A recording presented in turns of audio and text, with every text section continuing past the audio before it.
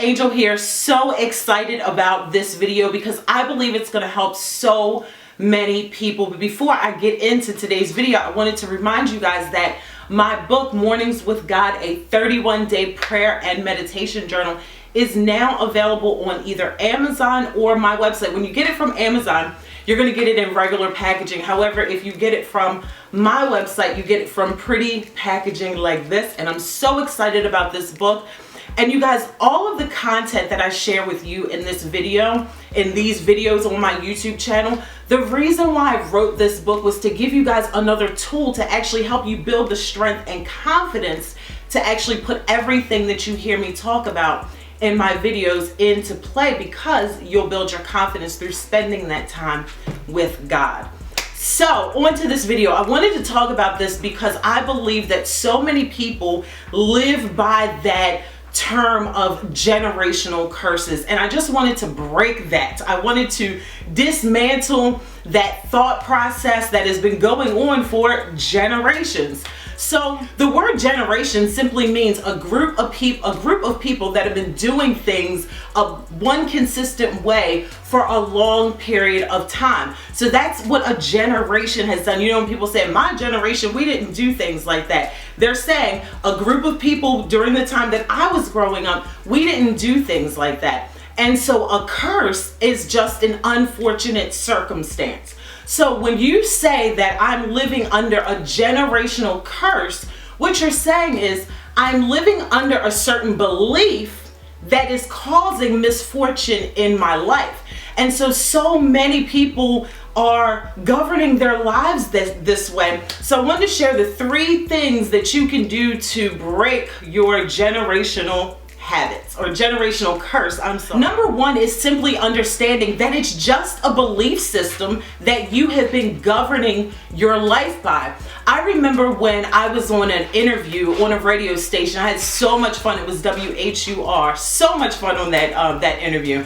And when the interviewer was asking me about my childhood and how I'm doing things differently now, he said to me, he goes, "Do you realize that you have broken the pathology in your family?" And I'm like, at that moment, I'm like, I didn't even know what the word pathology meant. But as he continued to keep talking, I kind of figured out what it was. But it was just breaking a belief system that has been in one's family for a very long time. So number 1 is simply just believing, or just knowing, coming to the realization that it's just the belief system that you have been living your life by and governing your life by. Number 2 is to think for yourself. Ta-da! Bright idea. Think for yourself. Just because your family has been thinking one way, one particular way for generations, does not mean that you have to think that way as well. So find the courage to be able to think for yourself. So when you're amongst everybody else that thinks a certain way and you're the only one that thinks differently, be courageous and confident enough to stand in that truth. That's all this is about, is just standing in the truth of a different belief system that you are creating for yourself. And the last and final thing is to replace the old sayings with new sayings. For instance, if you are a woman and most of the women in your family are not married, and you've been hearing for so long, you know, the women in our family, we're just strong black women and men can't handle us.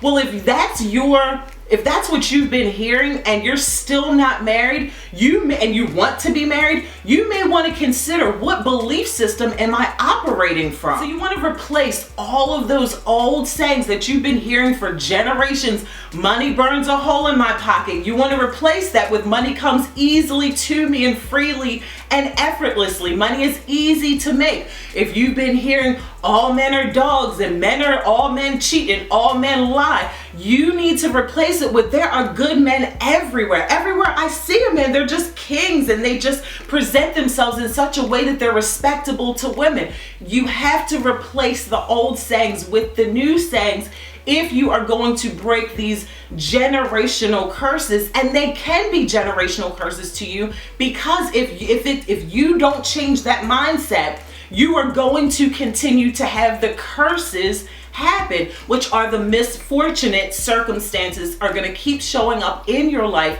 if you continue with that pattern. I remember seeing a meme that says, it was this guy, he was like taught at the doctor's office or whatever, and he was saying he was getting results from his test report or his blood work. And the doctor told him that he has diabetes in his family. And the guy said to him, the patient said to him, he goes, oh, that makes sense. Well, diabetes runs in my family.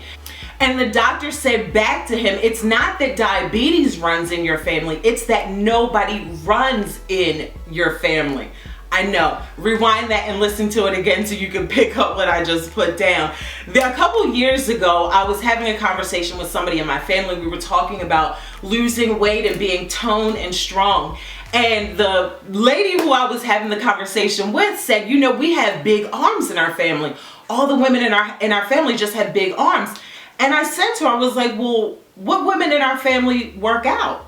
Like, how can you just conclude that all of the women in our family have big arms, but if they're not working out, doesn't that make sense that they would have big arms? But because that's what I was told, I was governing my life by that. And I started buying clothes that would hide how I was getting bigger until I started to change the thought that when women get older, we get bigger in my family, and when women get older, they have flabby arms. I started to change that belief system, and because I changed the belief system, I started acting accordingly. So that is what I'm inviting you to do. Break these generational curses by breaking the thoughts that you continuously have.